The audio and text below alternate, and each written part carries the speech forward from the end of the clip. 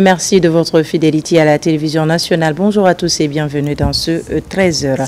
À Séville, le Premier ministre dévoile le message du chef de l'État, le général Mamadi Doumbouya, message axé sur les contraintes climatiques en matière de financement du développement.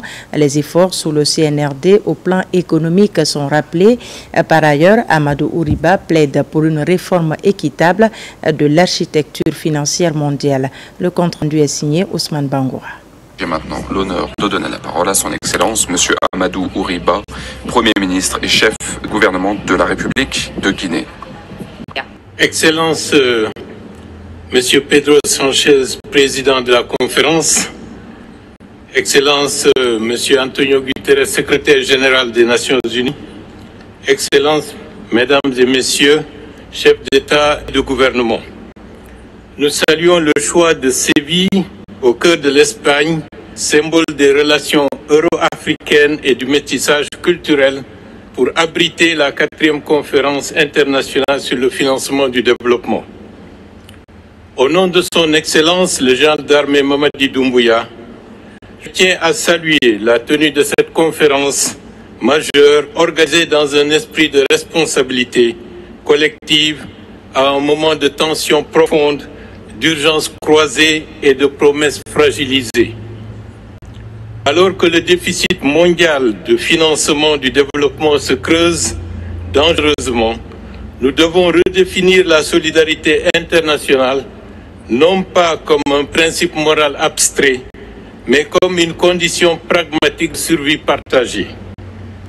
Le monde ne pourra faire face aux risques systémiques qui s'accumulent, qu'il s'agisse du climat, de la dette, des conflits armés, de la sécurité alimentaire ou encore des fractures numériques, qu'en renouvelant profondément les bases du multilatéralisme, en particulier financier.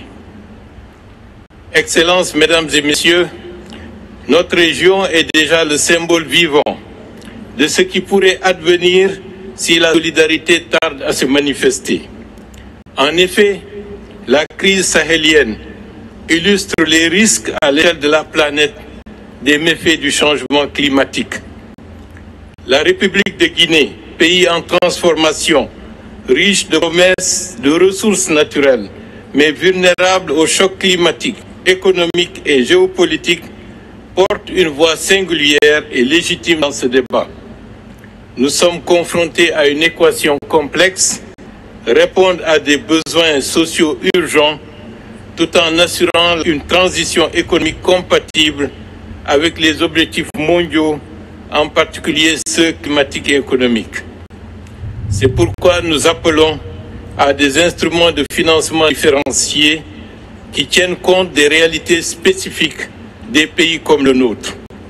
Une aide de développement qui ignore les efforts d'investissement vert ou les contraintes de vulnérabilité climatique n'est ni juste ni inclusive, encore moins efficace. Excellences, Mesdames et Messieurs, la République de Guinée a engagé une transformation profonde de son économie en mobilisant des leviers nationaux, mais aussi en s'ouvrant à l'innovation financière, au partenariat stratégique et à des réformes courageuses dans la gouvernance des ressources publiques. Le programme Simandou, à travers lequel nous articulons notre stratégie de diversification et de souveraineté productive, symbolise cette nouvelle ambition. Il ne s'agit pas simplement de bâtir une économie plus robuste, mais de fonder un modèle endogène et durable, capable de créer des emplois, de générer des chaînes de valeur et de garantir l'accès aux services essentiels. Dans cette dynamique de transformation, la République de Guinée poursuit ses efforts pour préserver et valoriser son patrimoine naturel, porteur d'enjeux écologiques, économiques et humains majeurs pour la région.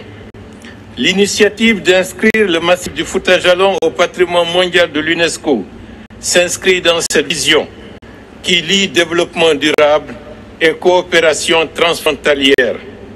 Elle traduit également notre volonté de renforcer la solidarité régionale. notamment envers les pays enclavés du continent. Fidèle à son histoire d'ouverture et d'engagement aux côtés de ses voisins, la Guinée réaffirme sa disponibilité à soutenir les dynamiques d'intégration en mettant à contribution son territoire, ses infrastructures et ses ressources au service du bien commun régional. La République de Guinée ne vient pas demander un traitement d'exception, mais une reconnaissance équitable des efforts engagés et des droits de chaque peuple à tracer sa voie vers la prospérité. Que la plateforme de Séville ne soit pas simplement un document de plus, mais un tournant concret dans la manière dont nous décidons ensemble de financer l'avenir que nous prétendons vouloir bâtir. Je vous remercie. À l'international, toujours Marrakech, capitale mondiale de la jeunesse du monde islamique 2025.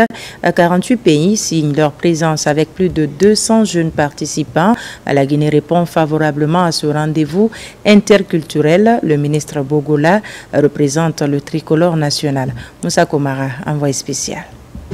Alors que la température est à 44 degrés à Marrakech, les portes de Médine s'ouvrent pour accueillir le Forum international de la jeunesse autour du thème « Jeunesse du monde islamique, défi post-Covid ».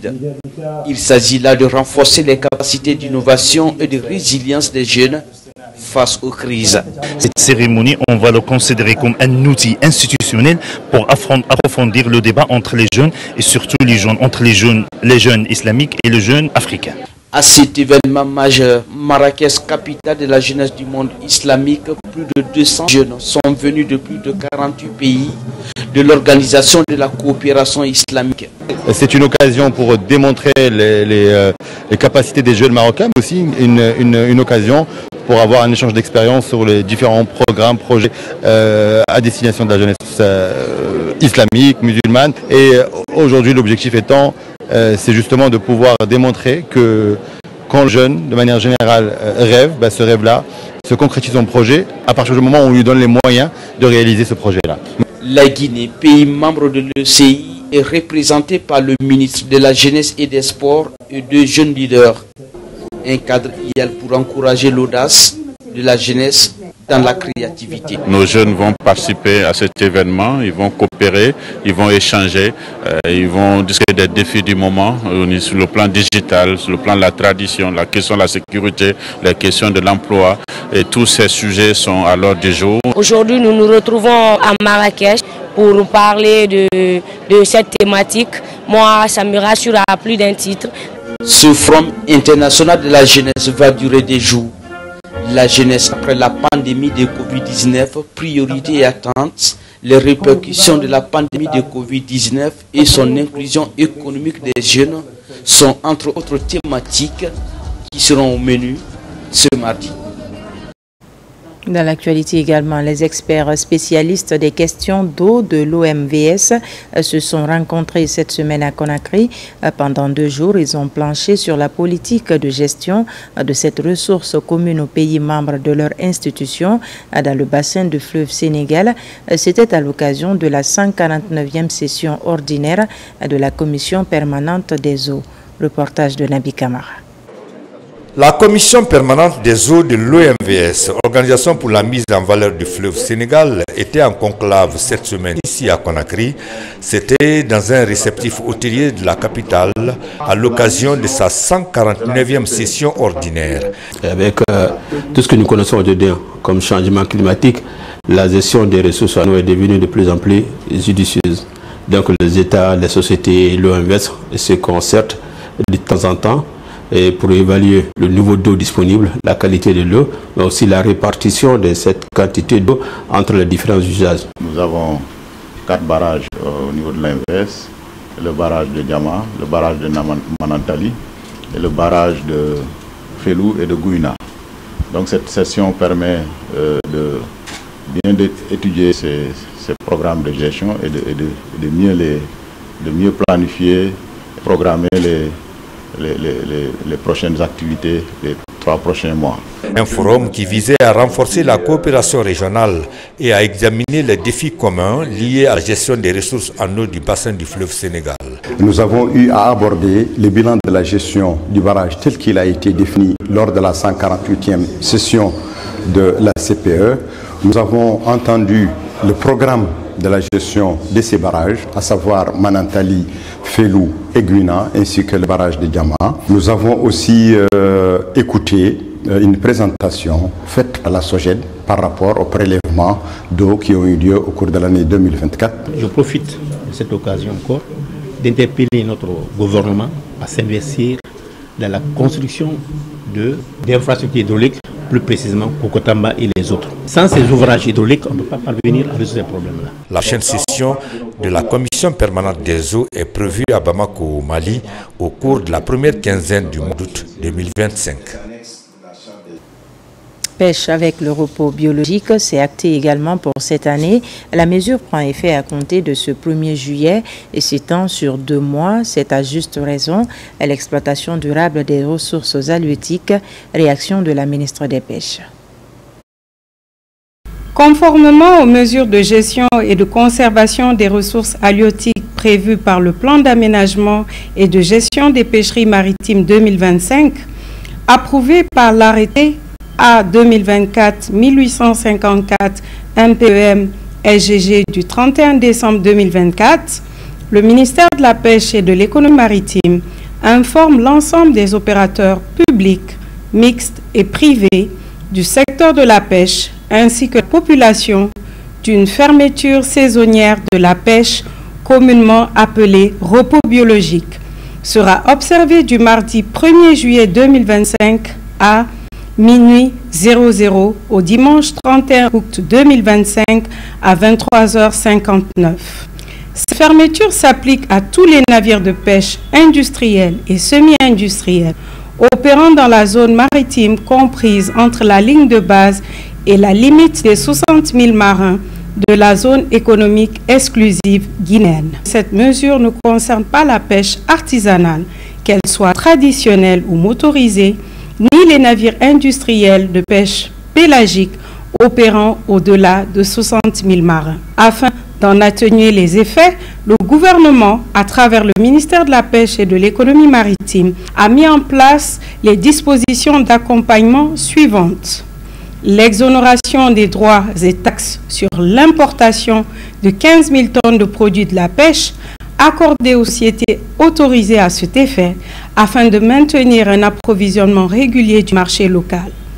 L'interdiction d'exporter ou de réexporter du poisson pendant la période du repos biologique.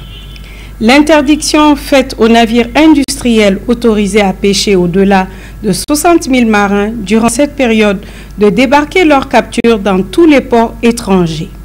Pendant la période de repos biologique, j'invite l'ensemble des services techniques chargés de la surveillance maritime, notamment le Centre national de surveillance et de police et pêche, l'état-major de l'armée de mer, la gendarmerie maritime, la préfecture maritime et la brigade maritime de la douane à prendre les dispositions réglementaires nécessaires à l'application du présent communiqué.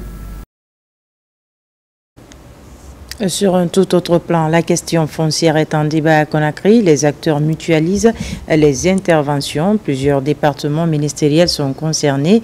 Finalité, doter la Guinée d'une bonne politique foncière. Aboubakar Diaby. En Guinée, la vulgarisation de la politique foncière reste l'une des priorités phares du gouvernement. Ces derniers temps, les réflexions s'accentuent sur la question foncière pour faciliter l'élaboration des documents stratégiques majeurs. D'où cette rencontre de Conakry qui regroupe plusieurs départements sectoriels. Elle est initiée par Accord Guinée en collaboration avec la plateforme nationale multi-acteurs sur le foncier. C'est une situation très stratégique, étant donné bien sûr qu'on a un code foncier domanial qui existe depuis 1992. Mais le dispositif législatif et institutionnel aujourd'hui reste vraiment un peu faible, n'est-ce pas, pour pouvoir répondre aux grands enjeux liés à l'accès, n'est-ce pas, sécurisé à la terre, lié, n'est-ce pas, à tout ce qui est promotion des droits coutumiers liés au foncier. Donc c'est un problème. la participation ne concerne pas seulement une catégorie d'acteurs, parce qu'ici on a parlé de la société civile des OP, mais il y a tous les autres acteurs qui devraient participer, donner leur avis pour qu'à l'arrivée, les outils qui seront développés, notamment la politique foncière, la loi et les textes d'application, reflètent le consensus national. Cette rencontre de partage d'idées se tient pour appuyer le processus de réforme foncière engagé par l'État guinéen et ses partenaires comme la FAO.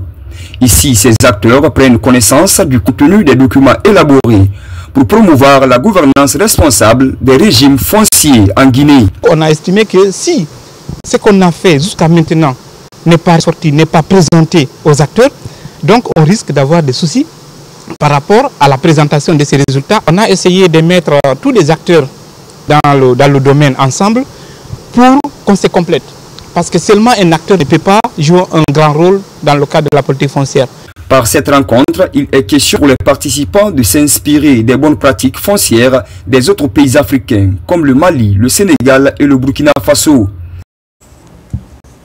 C'est officiel, le 4e recensement général de la population et de l'habitat, RGPH4, a démarré sur l'ensemble du territoire national dans les 7 régions administratives de l'intérieur. Les autorités ont donné le coup d'envoi pendant 21 jours. Cette opération permettra de mieux connaître la dynamique démographique et socio-économique du pays.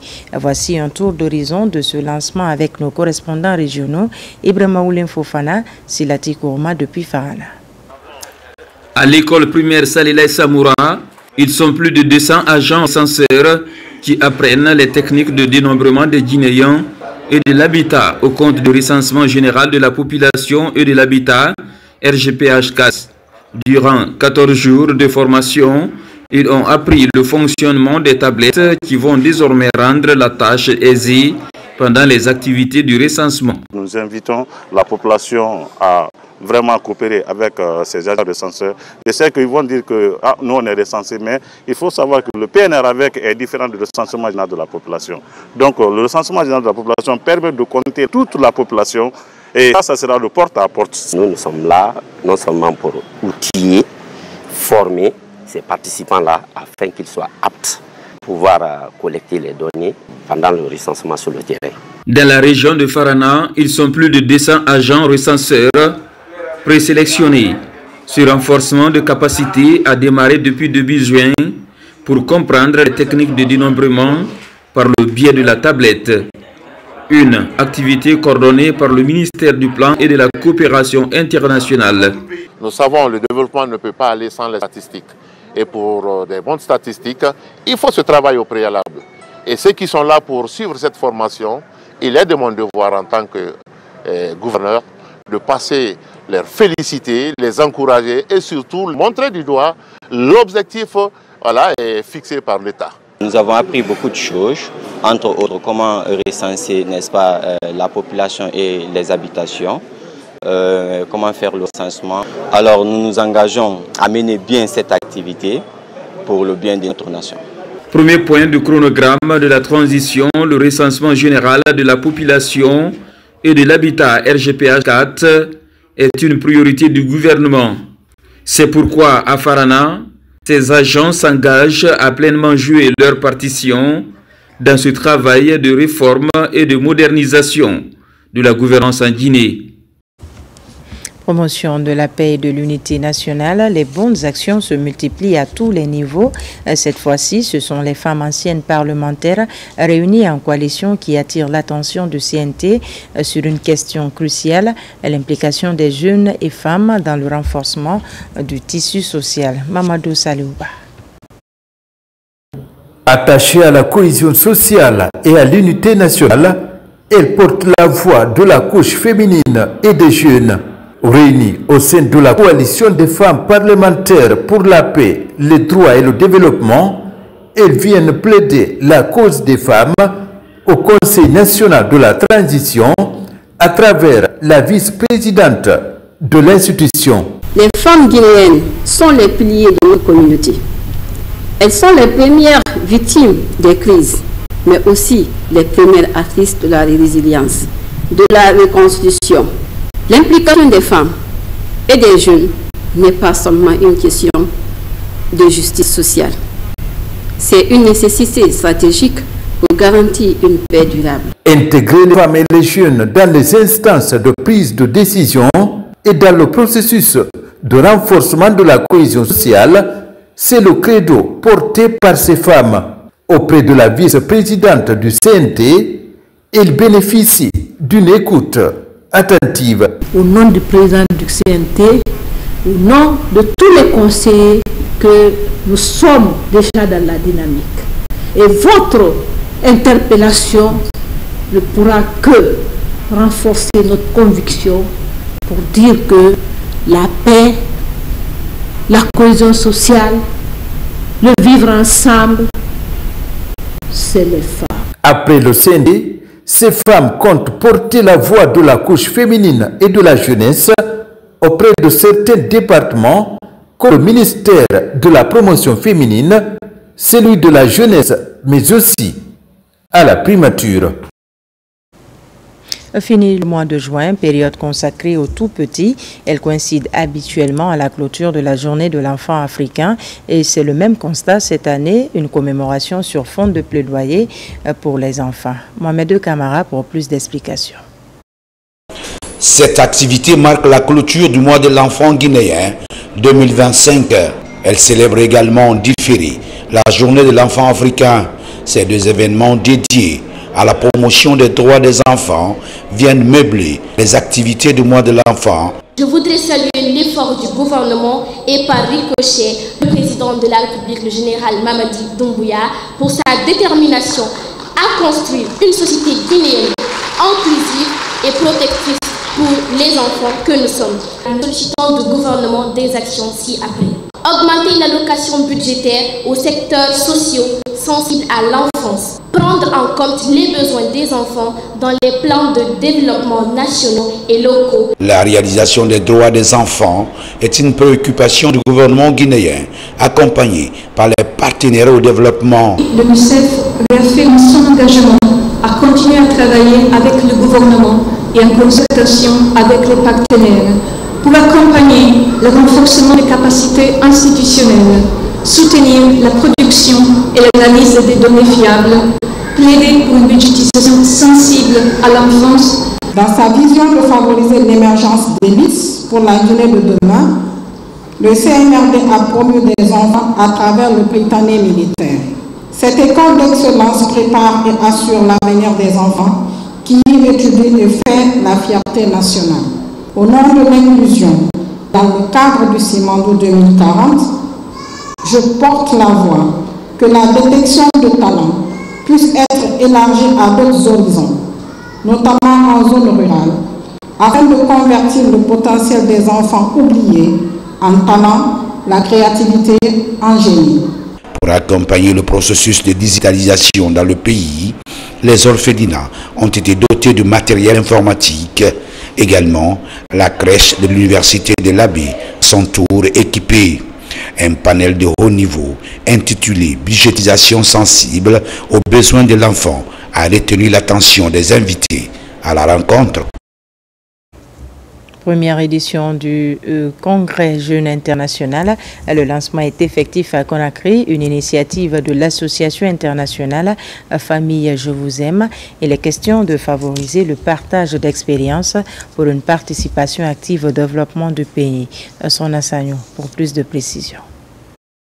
La première édition du Congrès Jeunes de l'organisation internationale Famille Je Vous Aime s'est tenue à Conakry. L'objectif, accompagner les jeunes vers l'emploi, l'éducation, promouvoir l'agriculture et lutter contre l'immigration irrégulière à travers l'insertion et la réinsertion socio-professionnelle. On a 15 pays membres dont partagés des 3 continents pour permettre à l'insertion et réinsertion des jeunes et aussi faciliter l'organisation, l'information et l'orientation des jeunes à travers l'assistance sur l'entrepreneuriat, aussi la sensibilisation sur l'immigration clandestine. Que les jeunesses africaines soient leurs propres maîtres, encouragées à rester, vivre chez soi, rendre leur avenir meilleur à travers ce qu'ils font. Au programme, des sessions de renforcement de capacités pour aider les jeunes à améliorer leurs conditions de vie et participer activement au développement du pays. C'est quelque chose de très important parce que pour nous, la réussite de nos sociétés, de notre mission, de toutes les politiques commence par la famille. Il faut absolument la sainteté de la famille. Et nous allons pousser cette initiative. Nous avons donné beaucoup plus d'informations et sensibiliser et pour comment nous allons arriver avec le soutien du président de la République, du Premier ministre et de tout le gouvernement. Le congrès a aussi été marqué par l'exposition du savoir-faire féminin guinéen et la présence remarquée de la sénatrice de l'État de Miami, Floride, en Guinée. Fondée en Haïti, Famille Je Vous Aime est aujourd'hui présente dans 15 pays, dont la Guinée. Violence basée sur le genre, la formation est privilégiée. C'est au bénéfice des acteurs locaux de l'ANAFIC. La session a eu lieu à Zérékoré, une démarche préventive des cas d'exploitation et de harcèlement sexuel dans cette partie de la Guinée. Mohamed Saloupaï. Pendant plusieurs jours, ces participants ont été formés sur les concepts fondamentaux liés aux violences basées sur le genre, à l'exploitation et aux abus sexuels. Ils ont également été outillés sur les procédures de référencement des plaintes sensibles en mettant l'accent sur le respect de la confidentialité, la prise en charge des survivants et la coordination avec les structures compétentes. Les violences basées sur le genre constituent de nos jours un fléau causé par l'inégalité de sexe et l'abus du pouvoir. Les résultats de l'enquête réalisée en 2016 par le ministère de l'Action sociale et de la promotion féminine ont montré une prévalence cumulée de 92% chez les femmes âgées de 15 à 60 ans.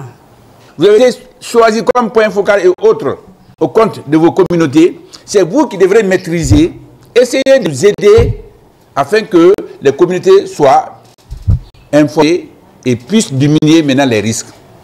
Un des volets essentiels de cette formation, le code de conduite individuelle, un ensemble de règles éthiques que doivent observer tous les intervenants communautaires. Donc, l'autre aspect, c'est de veiller aussi dans vos communautés afin que les questions de violence, abus, d'exploitation sexuelle puissent être minimisées. L'autre l'a dit, nous ne sommes pas en train de lutter. Notre mission, c'est d'amener les gens à comprendre et à prendre garde. Chacun de nous a une obligation morale, juridique et professionnelle de veiller à la protection des bénéficiaires et au renforcement de la confiance entre les institutions et les populations. Cette initiative de l'ANAFIC vise la prévention des violences et la protection des populations vulnérables. La direction, la commune rurale de Sansandor dans Mandiana, au cœur d'un déluge de prières pour la paix. Le rendez-vous islamique est organisé par les fils résidents et ressortissants pour réunir autour du Saint-Coran tous les fils du pays pour que règne le vivre ensemble. La construction d'un pont sur le fleuve Niger pour relier Sansandor au village voisin de Sigiri est l'une des doléances posées auprès de la famille présidentielle. Compte rendu Yamokaba. Très proche de Sigiri, la commune rurale de Sansandor relève de la préfecture de Mandiana. Dans cette localité riveraine du fleuve Niger, de grandes retrouvailles des fils résidents et ressortissants pour une cause nationale. Avec beaucoup d'espérance, le rendez-vous est annuel pour multiplier des invocations pour le bonheur et la prospérité de la République de Guinée. Chacun exprime sa détermination pour soutenir le succès du pays. L'objectif était d'organiser des bénédictions pour les fils ressortissants et plus particulièrement pour le président de la République pour ces différentes œuvres. Toutes les bénédictions faites par les imams et les plaidoyers formulés par la population ont été accueillis à travers le corps par les représentants de la famille présidentielle. Dans son ensemble se prête à l'ensemble des actions du président de la République et suivre de façon inobsérable, de façon sincère, les instructions qui tendent du haut lieu, c'est-à-dire du général Mamadi Doumbouya. La rencontre islamique est l'une des feuilles de route de Sansandor pour apporter un changement positif À la première loge, le chef de cabinet du ministère de la Justice, en compagnie de la famille présidentielle. Depuis le 5 septembre, la refondation de l'État est en marche et tout se bouge à merveille. Donc nous, on ne peut pas rester comme ça parce qu'il faut venir implorer la grâce divine pour que Dieu accepte qu'il continue vraiment sa mission régalienne. Pratiquement, ça s'est très bien passé et en tout cas, la mobilisation a été totale et ils ont formulé des doléances. Ils n'ont pas manqué de leur dire que c'est tombé dans de bonnes oreilles et que nous allons remonter les informations acquises de droit. Déjà, ils se fixent des objectifs à atteindre et profitent de l'occasion pour planifier ce qu'ils peuvent faire pour renforcer les valeurs islamiques et citoyennes.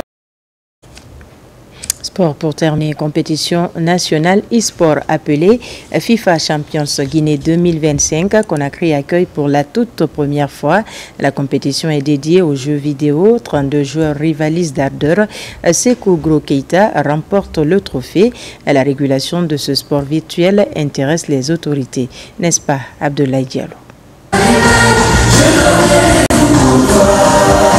Ce coup d'essai aura été un coup de mer. FIFA Champions Guinée a tenu toutes ses promesses.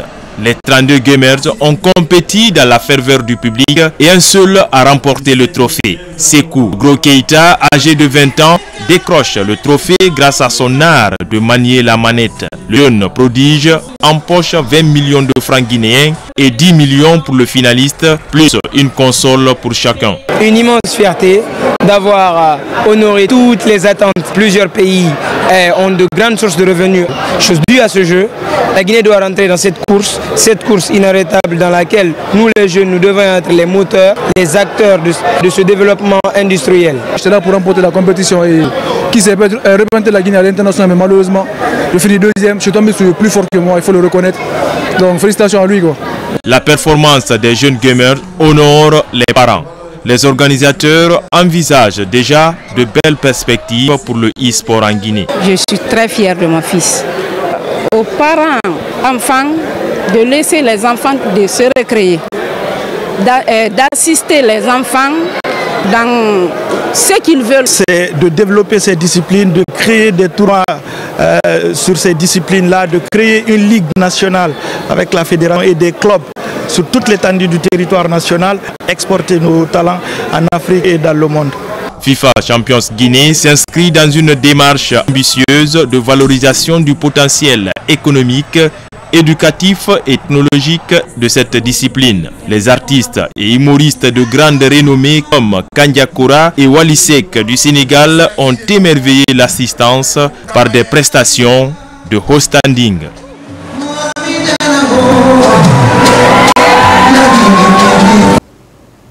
Et voilà qui m'a fait à ce journal. Merci de nous avoir reçus chez vous. L'actualité se poursuit sur notre site le www.rtgguinée.fr. On se retrouve à 17 h pour d'autres informations de la Guinée, notre paradis, terre de richesse et d'innovation.